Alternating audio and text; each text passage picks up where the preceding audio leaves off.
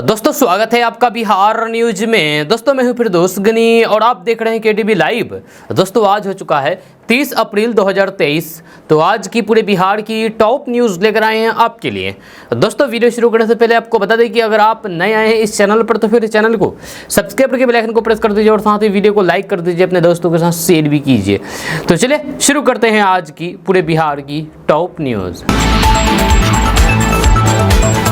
दोस्तों आज बिहार न्यूज़ में सबसे पहले बात करेंगे कि बिहार के मुख्यमंत्री नीतीश कुमार ने एक बहुत बड़ा ऐलान कर दिया है। बिहार के मुख्यमंत्री नीतीश कुमार ने कहा कि कर्नाटक के विधानसभा चुनाव के बाद विपक्ष की मीटिंग होगी। मोदी सरकार के खिलाफ मोदी को सत्ता से हटाने के लिए कर्नाटक विधानसभा चुनाव के बाद विपक्ष गोलबंद होंगे, उसके लिए एक बड़ी मीटिंग रखी जाएगी। उस मीटिंग में फैसला होगा कि आखिर कैसे मोदी को सत्ता से हटाया जाए।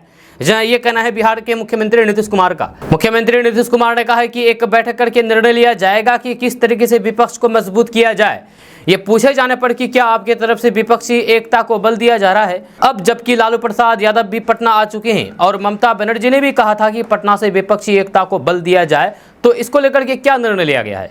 इस पर मुख्यमंत्री नीतीश कुमार ने कहा है कि इसको लेकर के सभी दलों की एक बैठक की जाएगी। इस सवाल पर बोलते हुए सीएम नीतीश कुमार ने कहा है कि फिलहाल कुछ राज्यों में चुनाव है, इसलिए वहां की पार्टी अभी उस तरफ अपना ध्यान दे रही है।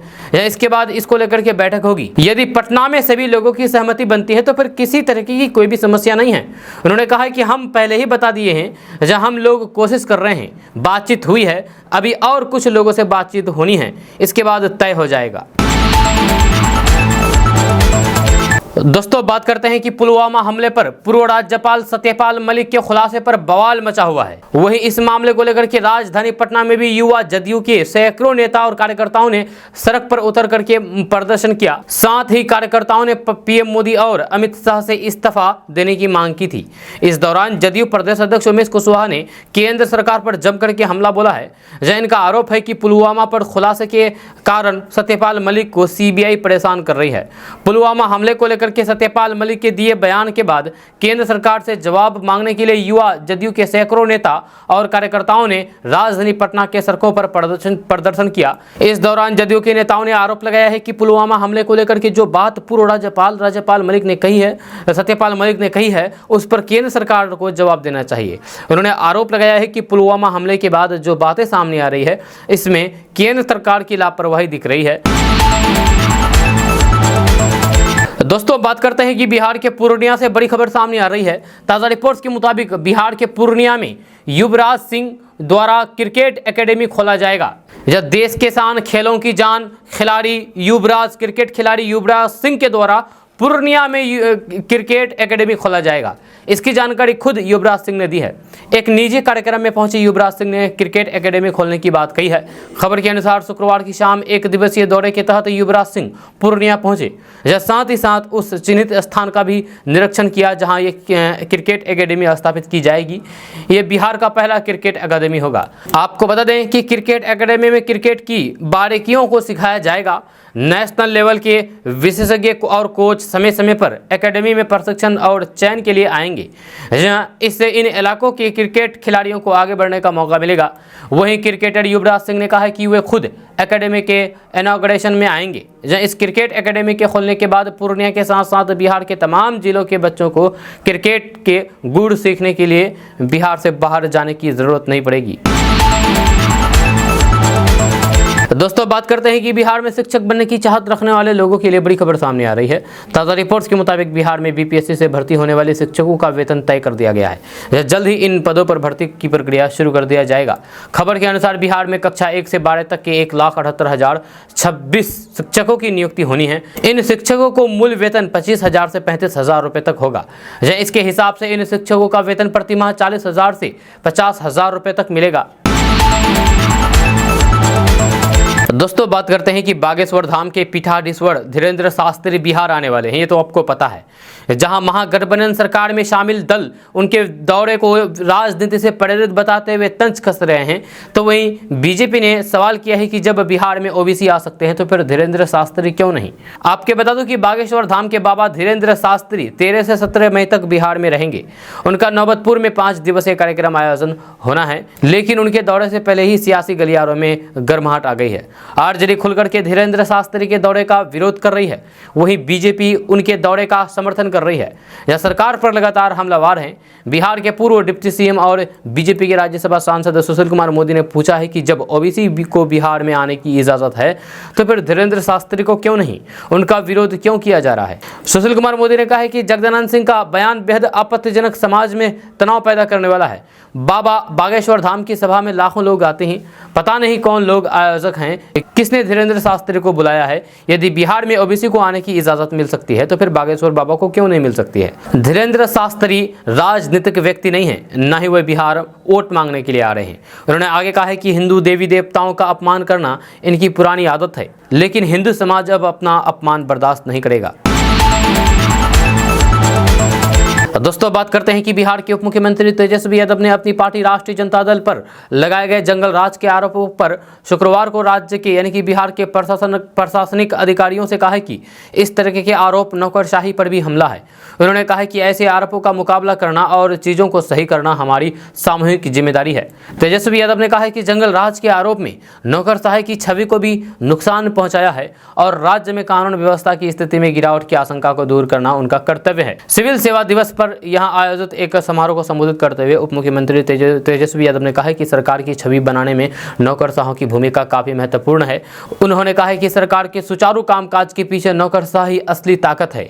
हम अस्थायी नहीं हैं। अगर हम चुनाव जीतते हैं तो फिर हम सरकार का हिस्सा होंगे, लेकिन आप लोग हमेशा के लिए रहेंगे। राजद नेता तेजस्वी यादव ने कहा है कि राजनेताओं के एक वर्ग द्वारा जंगल राज का आरोप लगाना आप नौकरशाहों पर भी हमला है। इसलिए इस तरह के आरोपों का मुकाबला करना और चीजों को सही करना हमारी सामूहिक जिम्मेदारी है। उन्होंने कहा है कि इस तरीके के आरोप, जंगल राज का आरोप निराधार है, गलत है। बिहार की सत्ता से बाहर हो चुके नकारात्मक लोग ये आरोप लगा रहे हैं। बिहार के सर्वांगीण विकास के लिए हम सभी को मुख्यमंत्री नीतीश कुमार जी के सकुशल नेतृत्व में एक टीम के स्वरूप में कार्य करना हो चाहिए। दोस्तों, बात करते हैं कि बिहार में हो रहे जातीय जनगणना को लेकर के कोर्ट में लगातार याचिका दायर हो रही है। इस पर शुक्रवार को सीएम नीतीश कुमार ने नाराजगी व्यक्त करते हुए कहा कि इससे किसी को क्या परेशानी है। अनुसूचित जाति और जनजाति पिछड़ों और फिर अति पिछड़ों की संख्या बढ़ती है या फिर जो भी हो, उससे क्या दिक्कत है। वहीं सीएम नीतीश कुमार के इस तरह के बयान के बाद सवाल उठने लगे हैं कि सीएम को कैसे पता है कि गणना के बाद सिर्फ अनुसूचित जाति और जनजाति पिछड़े और फिर अति पिछड़ों की संख्या बढ़ने वाली है। सीएम नीतीश कुमार ने कहा है कि जाति आधारित गणना हम लोग कर रहे हैं, ये जाति आधारित जनगणना नहीं है। जहां जनगणना करवाना केंद्र सरकार का काम है।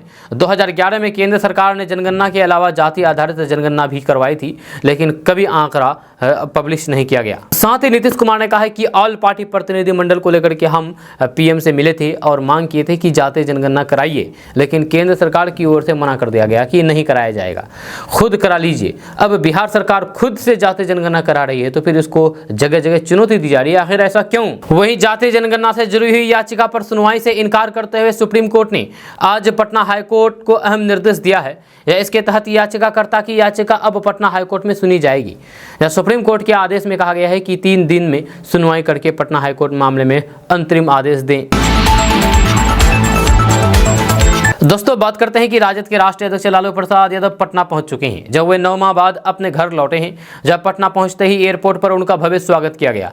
राजद के नेताओं और फिर कार्यकर्ताओं ने उनके समर्थन में जमकर के नारे लगाए। समर्थकों ने लालू प्रसाद की गाड़ी पर फूलों की बारिश भी की।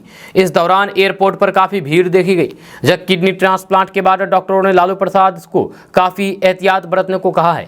एयरपोर्ट से बाहर निकलते वक्त लालू प्रसाद यादव व्हील चेयर पर बैठे दिखे, जब वे मास्क लगाए थे। इसके साथ उनके दोनों बेटे तेज प्रताप और तेजस्वी यादव भी मौजूद थे। एयरपोर्ट से निकल करके लालू प्रसाद यादव सीधे राबड़ी देवी के आवास पर पहुंचे, जहां आवास के बाहर भी राजद समर्थकों की काफी भीड़ देखी गई। 9 माह बाद राजद सुप्रीमो लालू प्रसाद यादव को देख करके कई कार्यकर्ताओं की आंखों से आंसू छलक गए। लालू प्रसाद ने हाथ हिला करके उनका अभिनंदन किया। जहां इधर लालू के आगमन को देखते हुए राबड़ी आवास पर सुरक्षा कड़ी कर दी गई, जहां साफ सफाई की भी बेहतरीन इंतजाम किए गए। फिलहाल लालू परिवार में से किसी ने मीडिया से बातचीत नहीं की है। आपको बता दें कि बिहार की कोई भी गतिविधि लालू से छिपी हुई नहीं है। लालू के आसपास रहने वाले बताते हैं कि बिहार की हर गतिविधि से राजद अध्यक्ष लालू प्रसाद यादव लगातार अपडेट रहते हैं। दोस्तों बात करते हैं कि रामनवमी के मौके पर सासाराम में हुई घटना के मामले में पुलिस ने बीजेपी के पूर्व विधायक जवाहर प्रसाद को गिरफ्तार किया है। घटना के मामले में बीजेपी नेता की गिरफ्तारी पर अब बिहार में सियासत भी शुरू हो गई है।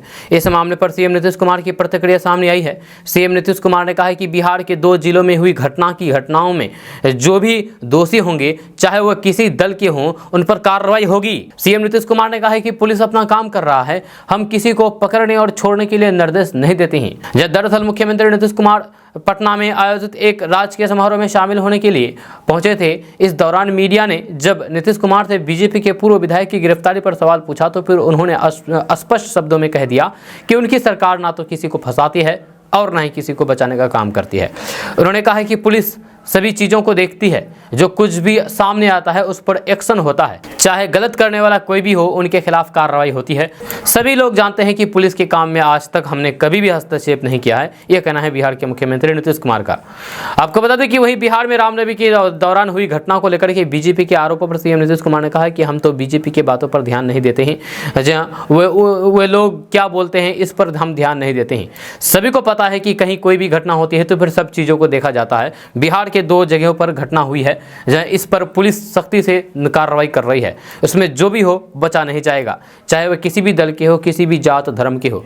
आपको बता दूं कि बीजेपी के जो विधायक गिरफ्तार हुए हैं वे घटना को लेकर ही गिरफ्तार हुए हैं। आपको बता दूं कि बिहार के सासाराम और बिहार शरीफ में जो घटना हुई है उसके पीछे कुछ हिंदुत्ववादी लोगों को बताया जा रहा है। जैसे कि आपको पता है कि बिहार शरीफ में जो घटना हुई है और इस घटना का जो असल जिम्मेदार थे बजरंग दल के नेता, वह खुद पुलिस को आत्मसमर्पण कर दिए हैं। जब उस घटना के पीछे उस व्यक्ति को बताया जा रहा था, बजरंग दल के नेता को बताया जा रहा था। अब सासाराम में जो घटना हुई है, इस घटना के पीछे भी बीजेपी को ही बताया जा रहा है, जब बीजेपी नेता गिरफ्तार किए गए हैं।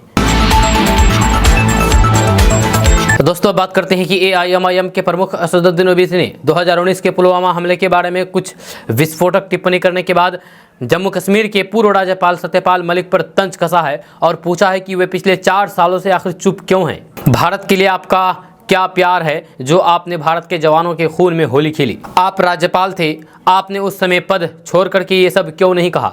लेकिन उस समय आपको अपने पद के लिए प्यार था। असदुद्दीन ओवैसी ने कहा है कि सत्यपाल मलिक मेघालय सहित अन्य राज्यों में राज्यपाल भी थे।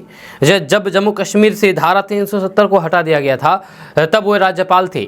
अब वो पुलवामा हमले के कुछ विवरण के साथ आ रहे हैं। मैं उनसे पूछना चाहता हूँ कि क्या ये आपका प्यार है?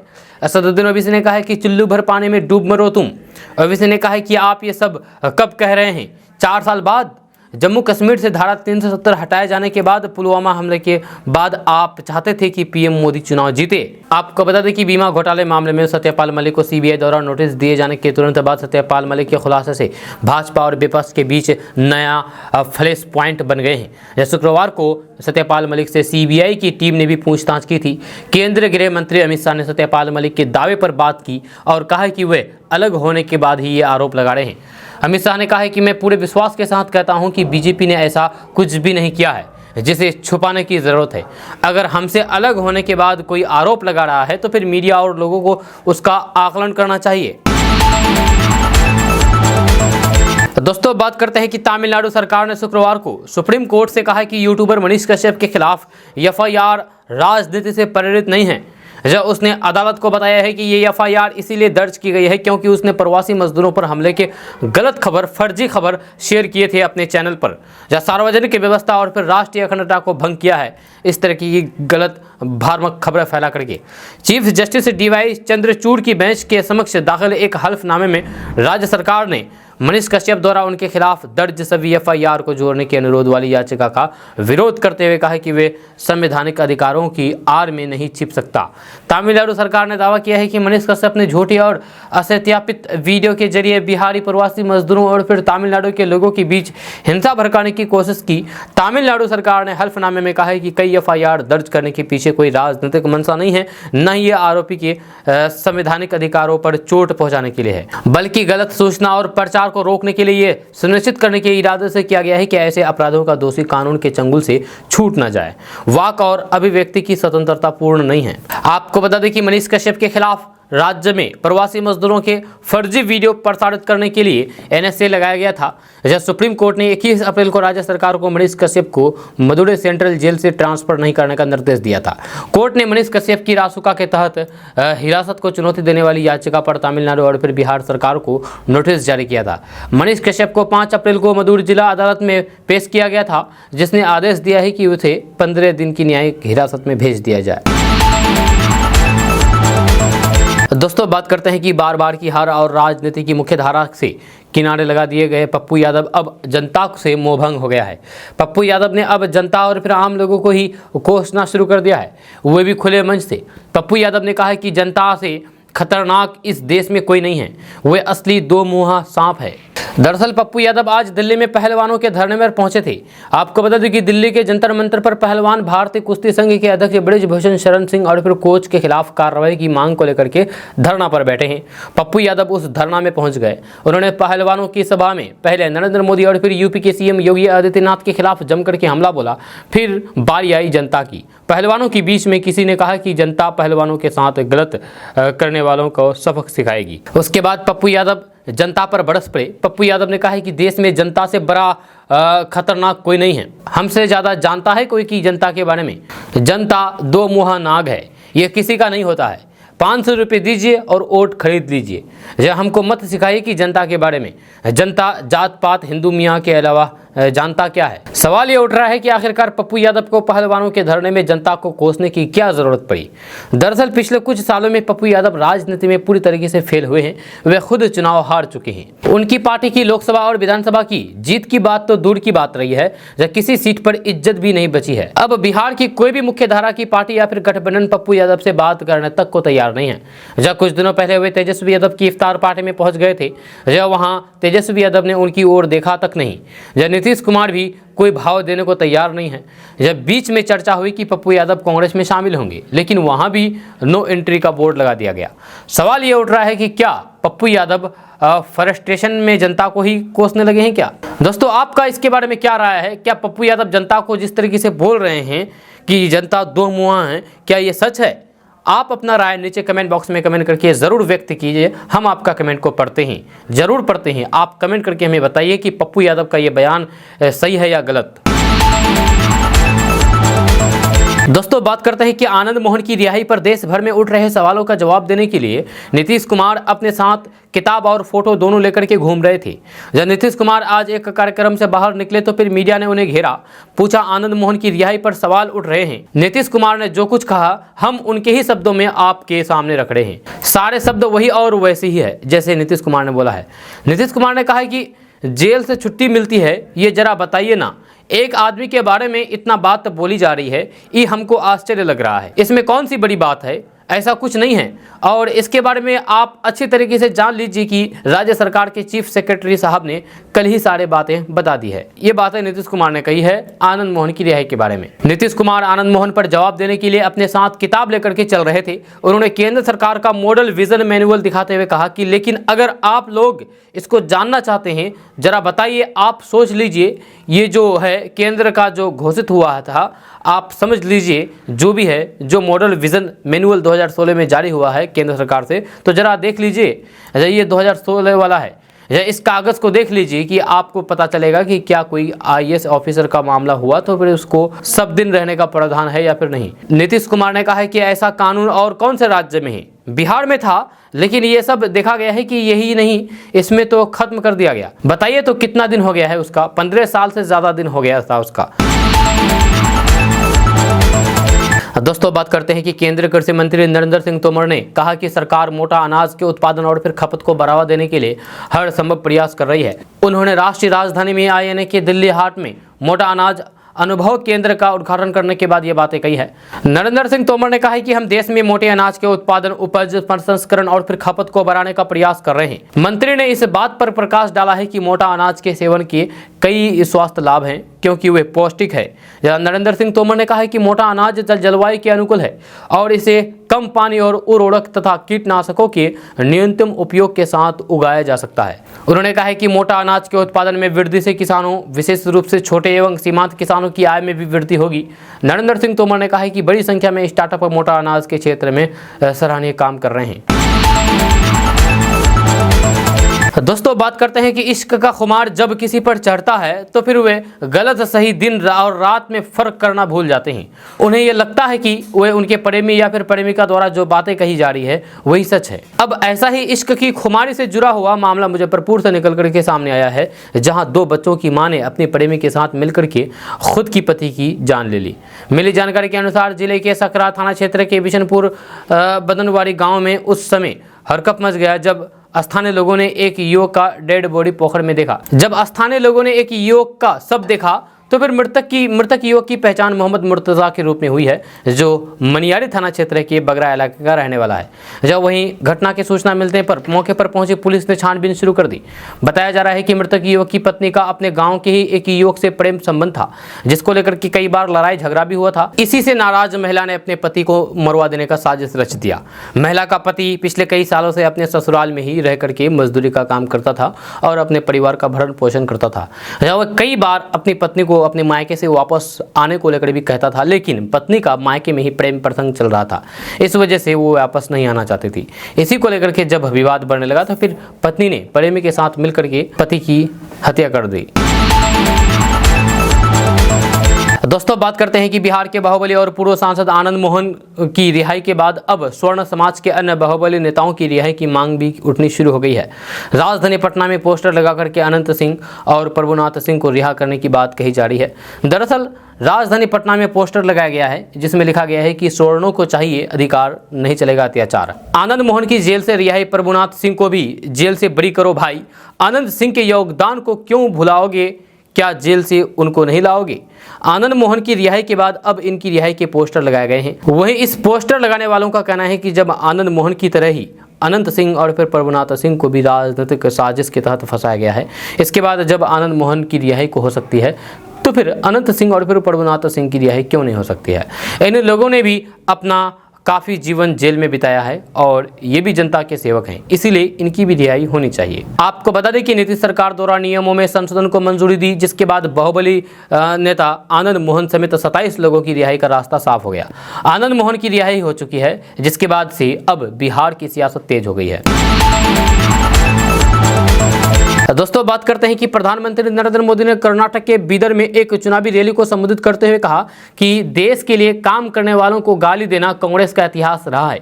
मुझे भी कांग्रेस ने गालियां दी है, सारी गालियां मिट्टी में मिल जाएगी। कर्नाटक की जनता इन गालियों का जवाब वोट से देगी। प्रधानमंत्री नरेंद्र मोदी ने कहा है कि कांग्रेस के लोगों ने 91 बार मुझे अलग अलग गालियां दी है।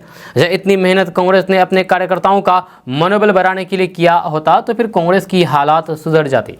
कांग्रेस के लोग सुन लें, आपने जब जब गालियां दी है तो जनता ने आपको ऐसी सज़ा दी है कि आप उठ करके खड़ा नहीं हो पाए। इस बार भी कर्नाटक की जनता गाली का जवाब वोट से देगी। इससे पहले उन्होंने भाषण की शुरुआत करते हुए कहा कि ये मेरा सौभाग्य है कि इस विधानसभा चुनाव में मेरी शुरुआत बीदर से हो रही है। बीदर का आशीर्वाद मुझे तब भी मिला था जब मैं पीएम पद का उम्मीदवार बना था। आज इतनी बड़ी संख्या में यहाँ आकर के आपने पूरे देश को संदेश दिया है कि इस बार भाजपा सरकार, ये चुनाव कर्नाटक को देश में नंबर 1 राज्य बनाने का चुनाव है। दोस्तों बात करते हैं कि मुख्तार अंसारी को गैंगस्टर एक्ट में 10 साल की सजा सुनाई गई है। गाजीपुर की एमपी एमएलए कोर्ट ने यह फैसला सुनाया है।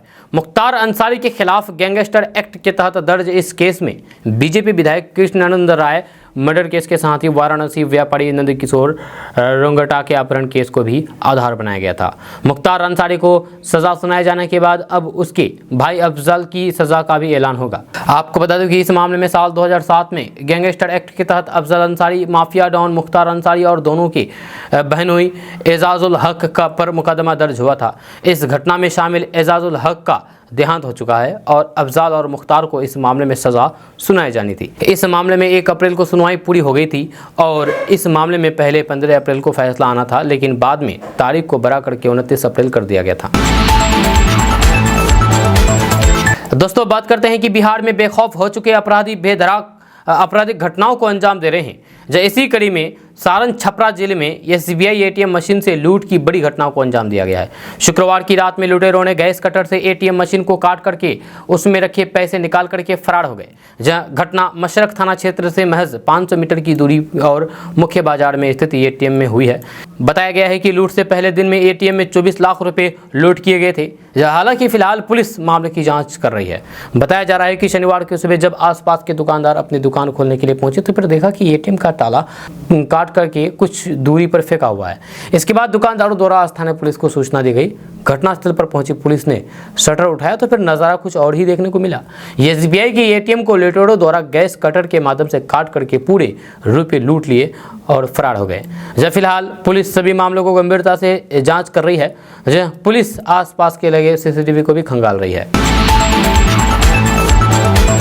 दोस्तों, बात करते हैं कि बिहार के बाहुबली और पूर्व सांसद आनंद मोहन समेत 27 कैदियों के नियमों में बदलाव करके जेल से छोड़े जाने के बाद बिहार में सियासत तेज हो गई है। बीजेपी के कुछ नेता इसके लिए सीधे तौर पर मुख्यमंत्री नीतीश कुमार पर भी आरोप लगा रहे हैं। वहीं इसे आने वाले लोकसभा चुनाव और फिर बिहार में 2025 में होने वाले विधानसभा चुनाव में फायदे के नजरिए से भी जोड़ करके हमला किया जा रहा है। इस बीच सी वोटर ने सर्वे किया। सी वोटर ने इस सर्वे में जनता से सवाल किया है कि आनंद मोहन को रिहा करके नीतीश कुमार ने गलती कर दी या नहीं। सर्वे में किए गए इस सवाल पर लोगों ने हैरान कर देने वाला जवाब दिया है। इस सवाल पर 30% के करीब लोगों ने कहा हाँ में जवाब दिया है। वही 42% लोग इस फैसले को गलत नहीं मानते हैं। 28% लोगों ने पता नहीं में जवाब दिया है। सी वोटर ने बिहार में त्वरित सर्वे किया। इसमें बिहार के 1489 लोगों की राय ली गई। इस सर्वे में मार्जिन ऑफ एरर ±3 से ±5% है।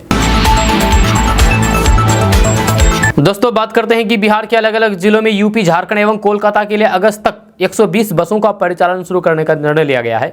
परिवहन विभाग परिचालन के लिए जिलों से अगले माह से आवेदन लेगा। साथ ही इन बसों का परिचालन ऐसे शहरों से करने का निर्णय लिया गया है जहां से आने जाने में अब भी परेशानी होती है और लोगों को इन राज्यों में जाने में परेशानी होती है। परिचालन पीपीपी मोड में होगा और सवारी गाड़ियों को नियमानुसार परमिट दिया जाएगा। परिवहन विभाग ने जिलों से रिक्तियां मांगी है ताकि उन शहरों से बसों का परिचालन शुरू हो सके जहां से परिवहन सेवा नहीं होने से लोगों को तकलीफ होती है।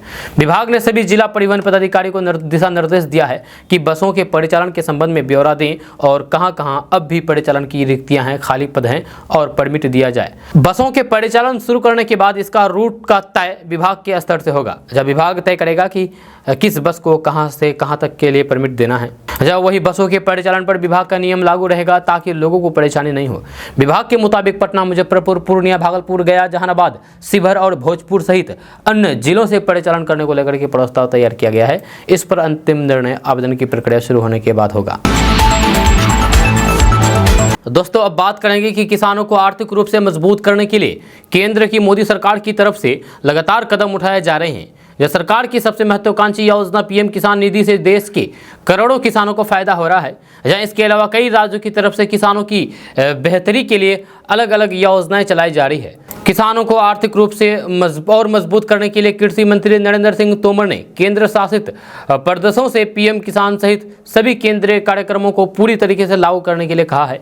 उन्होंने कहा है कि किसानों को सभी कल्याणकारी योजनाओं का फायदा मिलना चाहिए। जब सरकारी बयान जारी करके कहा गया है कि तोमर ने की अध्यक्षता में एग्रीकल्चर सेक्टर के व्यापक विकास के मकसद से केंद्र शासित प्रदेशों के साथ राष्ट्रीय राजधानी दिल्ली में एक मीटिंग हुई।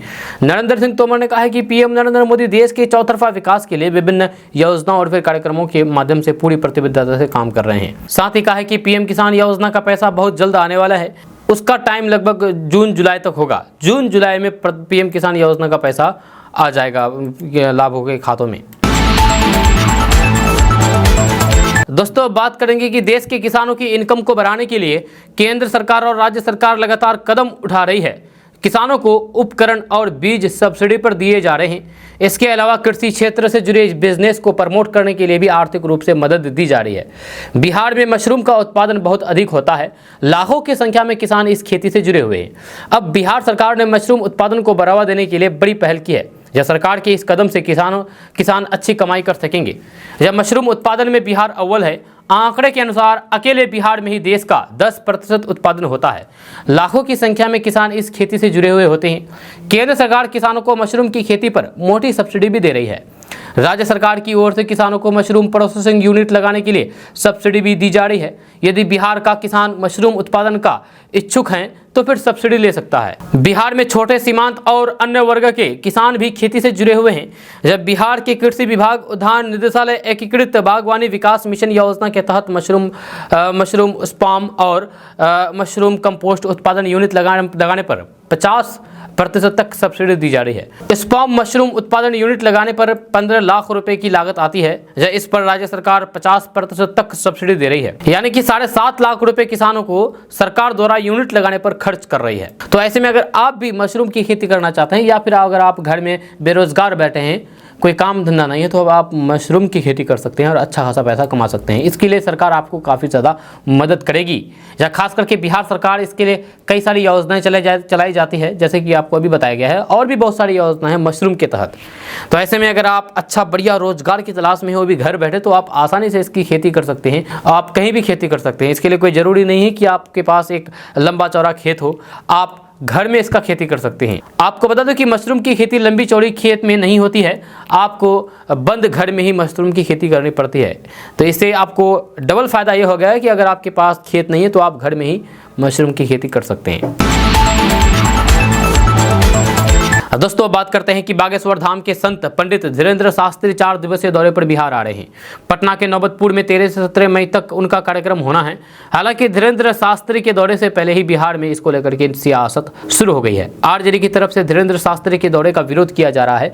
आरजेडी के विरोध पर बीजेपी सांसद और केंद्रीय मंत्री गिरिराज सिंह जम करके हमला बोला। गिरिराज सिंह ने कहा है कि धीरेन्द्र शास्त्री कोई मक्का या फिर मदीना नहीं जा रहे हैं कि उनका विरोध किया जा रहा है।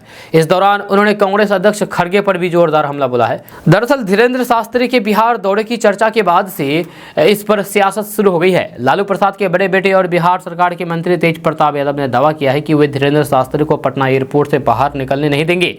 हम आपको केडीबी लैब के माध्यम से कल भी इस न्यूज़ को बताया गया था कि तेज प्रताप के जो बयान दिया है, इस न्यूज़ को कल बताया गया था। आपको बता दें कि तेज प्रताप के इस बयान के बाद आरजेडी ने भी धीरेन्द्र शास्त्री के पटना दौरे का विरोध किया है। आरजेडी के प्रदेश अध्यक्ष जगदानंद सिंह ने कहा है कि धीरेन्द्र शास्त्री को जेल के भीतर होना चाहिए था, अगर वह बाहर हैं तो फिर ये अफसोस की बात है। वहीं पर बेगूसराय पहुंचे केंद्रीय मंत्री गिरिराज सिंह ने धीरेन्द्र शास्त्री के दौरे को लेकर के आरजेडी के विरोध पर गहरी नाराजगी जताई है। गिरिराज सिंह ने कहा है कि धीरेन्द्र शास्त्री सनातन धर्म के रक्षक हैं, ऐसे में उनका स्वागत होना चाहिए, लेकिन उनको रोकने के लिए तुष्टीकरण की राजनीति अपनाई जा रही है।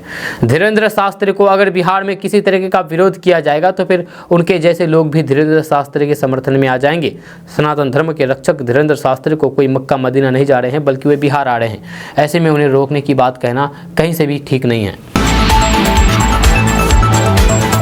दोस्तों बात करते हैं कि पूर्ण शराबबंदी वाले बिहार मद्य निषेध के नियमों में बड़ा बदलाव किया गया है। इसका फायदा उन गाड़ी मालिकों को मिलेगा जिसमें शराब लदी हुई मिलेगी। अब शराब के साथ धरे गए गाड़ी के मालिक को जल्दबाजी में अभियुक्त नहीं बनाया जाएगा। जांच और सत्यापन के बगैर गाड़ी मालिकों को आरोपी बनाने से विभाग को बचना है। जब मद्य निषेध विभाग को भी असहजता का सामना करना पड़ता है। ऐसे में मद्य निषेध विभाग ने निर्देश जारी किया है, इसमें शराब के साथ धरे गए गाड़ी के मालिकों को अब जांच के बाद ही अभियुक्त बनाया जाएगा। दोस्तों बात करते हैं कि बिहार के मुख्यमंत्री नीतीश कुमार द्वारा महागठबंधन को मजबूती प्रदान करने के प्रयासों के बाद से देश में राजनीतिक सरगर्मी तेज हो गई है।